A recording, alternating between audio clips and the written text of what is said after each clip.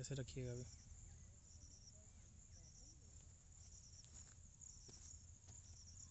स्वागत है आपका चित्रकूट कल्चर हेरिटेज में, और मैं अनुज हरमत आपके साथ। और आज एक बहुत बड़ी नई खोज के साथ हम आपके बीच हैं। लौरी गांव पड़ता है। लौरी गांव में एक अद्भुत किला है, जो किला हजारों साल पुराना है, और इस लौरी गांव को कभी लौरी गढ़ भी कहा जाता था। हमारे साथ इतिहासकार डॉक्टर शिवप्रेम यागिक जी हैं।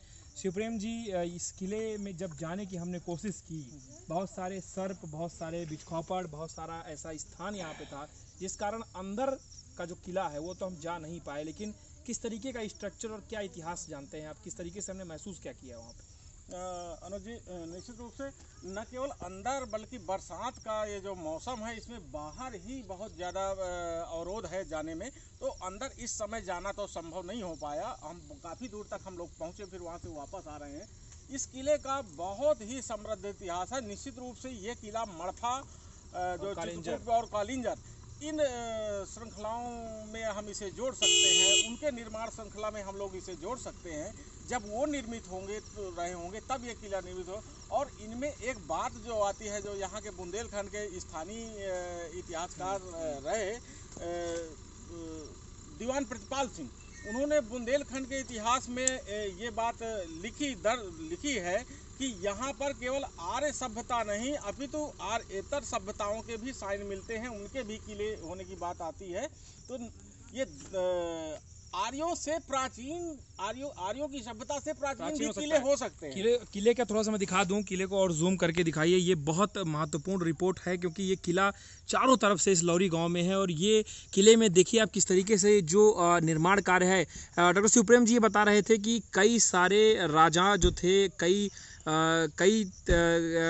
स्थान यहाँ पे जो है, ये स्थान कई राजाओं ने मिल करके अपने समय पे बनाया। आप जो बताना चाह रहे थे, ये देखिए जो पूरा चारों तरफ से ये घिरा हुआ है, और इसमें नया स्ट्रक्चर भी है जो 200-300 साल पुराना है, और उससे पुराना स्ट्रक्चर भी है। और सबसे बड़ी बात शिवप्रेम जी ये थी जो हमने देखी, जो आप बताना चाहेंगे दर्शकों को, कि ये किला अब तक किसी भी पुरातात्विक उसमें इसका जिक्र उतने बड़े पैमाने पर नहीं है। जी नहीं, ये पुरातात्विक अन्वेषण का अभी तक विषय ही नहीं बन पाया, और पहली बार ये संसूचित किया जा रहा है। इस किले के संबंध में बातें तो हैं, इतिहासकारों ने बातें कही हैं, लेकिन इसके अंदर क्या है उस विषय में वहीं पे पास में हमने एक स्तंभ स्मारक भी दिखाया था। जी हाँ, को 55 फीट लंबा था वो स्तंभ लेख की बात कर रहे हैं। 55 फीट लंबा स्तंभ लेख वहाँ, और इस किले से संबंधित उसका इतिहास हो सकता है। इस किले से भी संबंधित हो सकता है, और उसे राजा भोज की लाठी कहा जाता है।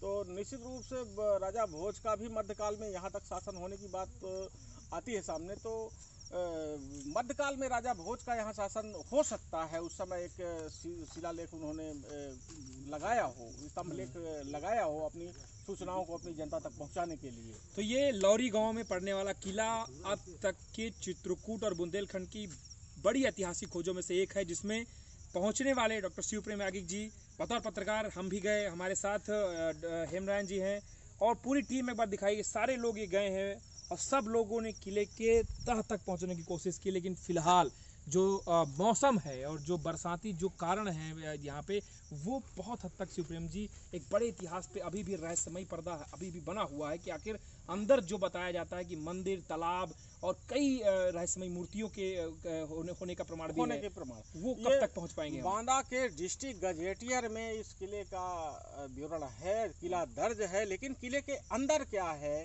ये अभी तक किसी ने नहीं बताया। इसके लिए हमें 2-3 महीने का और इंतजार करना पड़ेगा। जी हाँ, हमें एक बार हम फिर प्रयास करेंगे कुछ दिनों के बाद, जब ये मौसम फिर बदलेगा, और आपको दिखाएंगे इस अद्भुत किले के अंदर का रहस्यमयी इतिहास।